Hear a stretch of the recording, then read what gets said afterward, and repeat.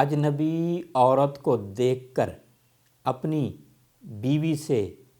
اپنی بیگم سے، اپنی زوجہ سے ہم بستری کرنا، صحبت کرنا دل کی طہارت کا سبب ہے۔ حضرت جنید بغدادی رحمۃ اللہ علیہ فرماتے ہیں، مجھ کو جماع کی عادت خواہش ایسے ہے جیسے کہ غذا کی، غرض یہ کہ بیوی غذا اور دل کی طہارت کا سبب ہے۔ حضور صلی اللہ علیہ وآلہ وسلم نے فرمایا، تم میں سے کوئی شخص جب کسی عورت کو دیکھے، حسین عورت کو دیکھے اور اس کے دل میں شائق ہو،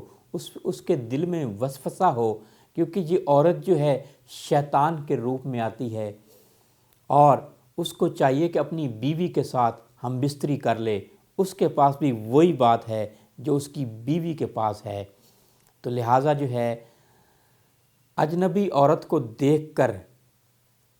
بیوی سے ہم بستری کرنا، صحبت کرنا دل کی طہارت کا سبب ہے۔